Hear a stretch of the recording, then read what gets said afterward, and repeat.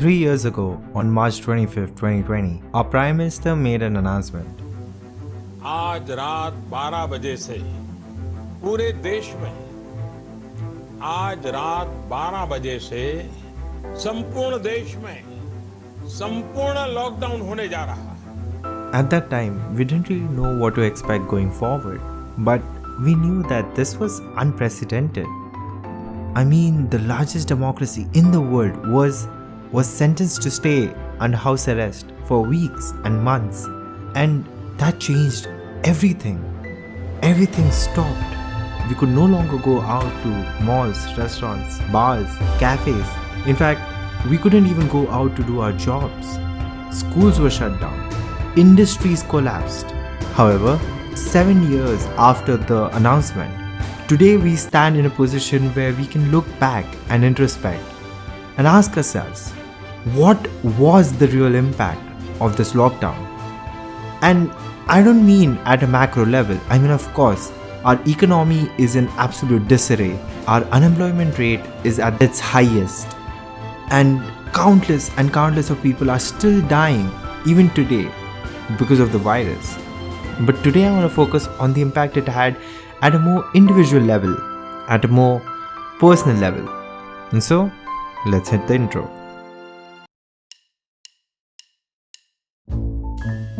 So around about 15 years ago, at the start of this lockdown, I was actually very excited.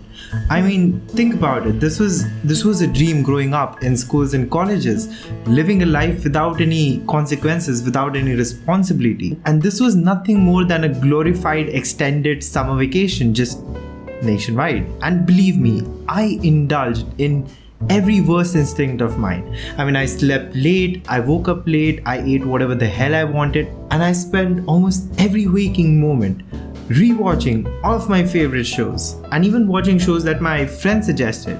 Hell, I even watch shows you probably don't even know the names of. It's like I did PhD or something. And I'm not gonna lie to you, it was hella fun and I lived every day like it was a vacation. But on news, they kept announcing the lockdown number 2, 3, 4, and I just realized that unlike any other vacation, this one didn't seem to have any end in sight. And you know those all-nighters I was talking about? They started turning into insomniac nights. And those late mornings I was telling you about, they became a breeding ground for daydreaming. And I feel like I started developing this strange relation with time, where I felt like I was on the water planet of Interstellar, where every hour here was equivalent to just so much more. And I felt like a cursed king with all the time in the world but have no idea what to do with it. And I started running out of things to do. I started running out of shows to watch.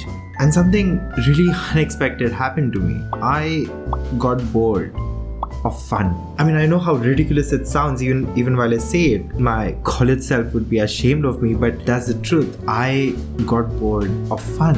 And you know, having just so much time and not knowing what to do with it, it gave rise to these thoughts and questions that on a daily basis we do our best to avoid them. And these questions and thoughts, we come across them in our daily life, but only this time don't really have anything to distract us from it. Don't really have anything we can do to avoid thinking about it. There is no escapism, not this time. And so I did the only thing I could think.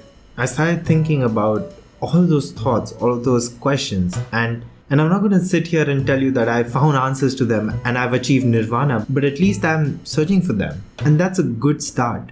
And because of those questions and those thoughts, I realized that it is absolutely important for me to do something good with my time, to be productive. And just because I can't go out there and do a regular job or go meet my friends or do anything like that, doesn't mean that my options are less.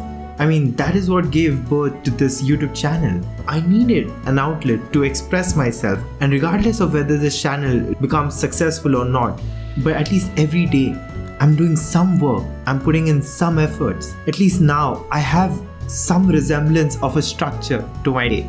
There's a fixed morning and there's a fixed good night. And now when I get some time in the middle of the day where I don't have anything to do, I watch my shows. And guess what? They're fun again. So one lesson that I'd like to share with you, which I've learned through this journey of mine, is that we need to develop a strong relation with time. And I know that going for a job and doing your work and having a social life is important, and so is entertainment. But I think it's as important, if not more, to spend time with yourself. Because in our daily life, we get so entangled in all of our distractions that we avoid thinking about these questions. We avoid thinking about the things that really matter to us. We just pass time from the morning to the night without actually knowing if we're doing what we really want, if we are on the right path. And it's okay to pause sometimes and just ask yourself if you are. And so, one exercise that you could do, whether it's on daily basis or weekly basis, find a way to spend time with yourself. And when I say time with yourself, I don't mean putting on your headphones or reading a book. I mean just you and your thoughts. Whether you go out for a walk or you have a special spot where you like to sit, find a way to give time to yourself, to think about the real things, think about the things that really matter. And now we are almost towards the end of our summer vacations, and this is the right time for us to try finding answers to those questions. It is the right time for us to recalibrate our priorities, and it is the right time for us to take some time and get to know ourselves better.